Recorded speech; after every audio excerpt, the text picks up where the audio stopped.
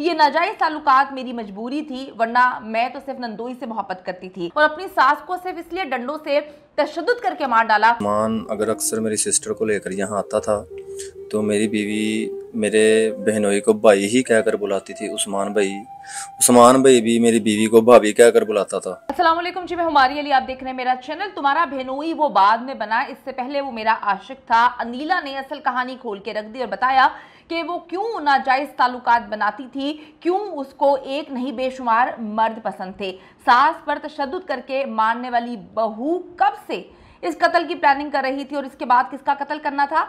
देवर ने बहनोई के साथ नाकाबिले एतराज हालत में देखा, पकड़ लिया था, तो फिर देवर से भी मुझे नाजायज ताल्लुकात बनाने पड़े। ये नाजायज ताल्लुकात मेरी मजबूरी थी, वरना मैं तो सिर्फ नंदोई से मोहब्बत करती थी। घर में शैतानी खेल कब से चल रहा था। माँ ने घर बचाने की कोशिश की, कितनी बार माँ ने अपनी आंखों से इनको रंगरलियां मनाते हुए देखा, इनको गलाजत फैलाते हुए देखा, लेकिन घर बचाते बचाते वो अपनी जान ना बचा सकी। तुम्हें तकलीफ देकर मारूंगी, अनीला ने कत्ल से 30 मिनट पहले की अंदरूनी कहानी जो सुना दी है। लाहौर इस्लामपुरा में एक ऐसा खौफनाक खेल खेला गया जिसे ना अहले इलाका, अहले मोहल्ला ने देखा, ना इससे पहले कभी सुना, ना हमारी नज़र से ऐसी कभी कोई स्टोरी गुजरी कि एक औरत जिसकी शादी को चंद माह गुजरे थे, वो 8 माह की हामला थी, उसने मुत्तादिद मर्दों के साथ एक वक्त में ताल्लुकात, नाजायज ताल्लुकात बनाए हुए थे और अपनी सास को सिर्फ इसलिए डंडों से तशद्दुद करके मार डाला क्योंकि वो 2 बार इनको रंगरलियां मनाते हुए देख चुकी थी। अपने देवर के साथ नाजायज ताल्लुकात, अपने नंदोई के साथ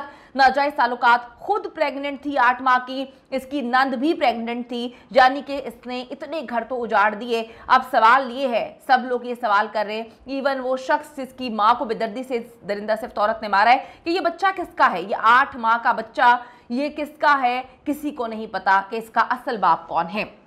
लाहौर इस्लामपुरा में जी कत्ल की ये एक खौफनाक वारदात होती है। इसने कई घर उजाड़ के रख दिए हैं। यही नहीं, दुनिया में आने से पहले ही 2 बच्चे, एक नहीं 2 बच्चे बेआसरा हो गए, बेसहारा हो गए, जिनके ऊपर मोहर लग गई कि उनकी ज़िंदगी जो है वो बर्बाद ही होनी है। अहले इलाका कहते हैं कि ऐसा वाक़या हमने कभी नहीं देखा। एक बेटा, बहू और दामाद कैसे शातिराना तरीके से जो है वो कत्ल की प्लानिंग करते हैं, ना सिर्फ प्लानिंग करते हैं बल्कि मार भी देते हैं। समझ से बालातर है कि एक औरत अपने भाई को इस सारे के सारे मामले के बारे में बताती है, इन्वॉल्व करती है। भाई भी अपनी बहन को ना बचा पाया, वो बड़ा होने के नाते क्या कुछ करता रहा।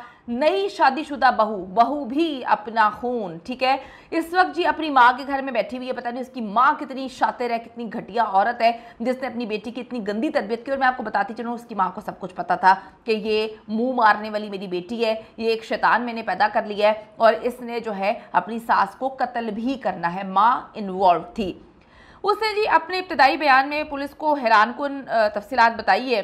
ये दरिंदा सिफ्त बहू जो है, अनीला इसका नाम है, अनीला ने पूरी कोशिश की कि वो कत्ल का सारा इल्ज़ाम अपने देवर हमजा पर और नंदोई उस्मान पर डाल दे। नंदोई उस्मान के इश्क में पागल हुई थी, नंदोई के घर भी बच्चा होने वाला था, यानी कि इसकी नंद के घर भी बच्चा होने वाला था।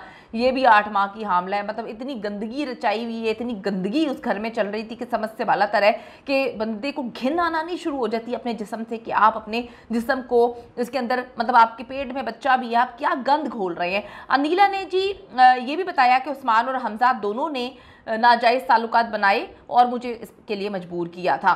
कौन किसको मजबूर कर सकता है, आप एक घर में रहते हैं, घर की बहू हैं। अनीला के मुताबिक उस्मान उसे कॉस्मेटिक्स और गिफ्ट्स वगैरह दिया करता था, घर से बाहर वो नहीं जा सकती थी, इसीलिए अपनी सास को बेहोशी की दवाई दिया करती थी ताकि उस्मान के साथ शैतानी खेल, गंदगी जो है अपने बेडरूम में रचा सके। इस दौरान वो कहती है कि जी एक दिन मेरा देवर हमजा जो है उसने मुझे उस्मान के साथ पकड़ लिया।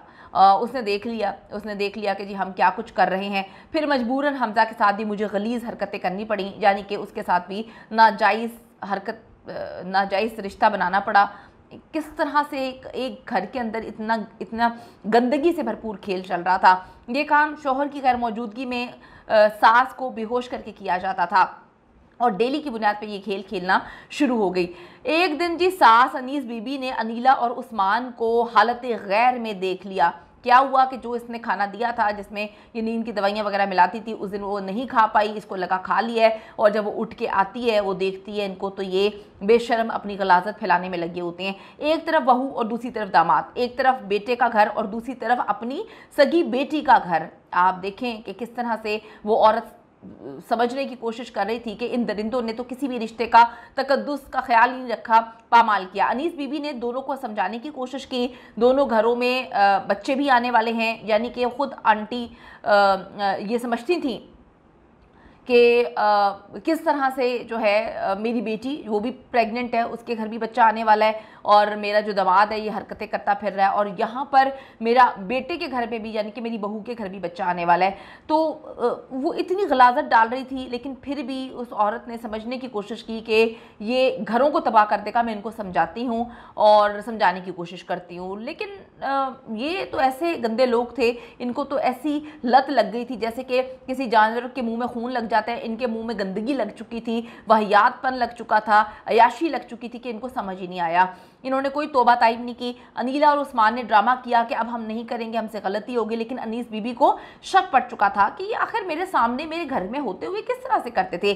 अनीला जब भी उन्हें अकेले में कुछ खाने पीने के लिए देना शुरू हुई तो वो एहतियात करने लगी, वो नहीं खाती थी। कुछ दिन बाद अनीस बीबी ने अनीला और उस्मान को दोबारा से रंगे हाथों बरहना हालत में पकड़ा। इसके बाद उन्हें यकीन हो गया कि ये शैतान है, ये शैतानी खेल जारी रखेंगे, ये किसी सूरत जो है वो नहीं मानेंगे। उसने जी अपने बड़े भाई को इसमें इन्वॉल्व किया, बड़े भाई को इसने शामिल किया कि शायद वो समझाएं और ये दरिंदा सिर्फ लोग जो हैं समझ जाएं। जब अख्तर अली ने अनीला को समझाया, जो कि उनके बड़े भाई थे, समझाने की कोशिश की, तो उस दिन अनीला ने उस्मान और हमजा के साथ मिलकर अनीस बीबी को बहिमाना तशद्दुद करने के बाद जो है वो कत्ल कर दिया। जिस तरह से उसको मार पीट रहे थे और बता रहे थे कि सिर्फ तुम्हारे दामाद के साथ मेरा चक्कर नहीं है बल्कि तुम्हारे बेटे के साथ भी मेरे नाजायज ताल्लुकात हैं।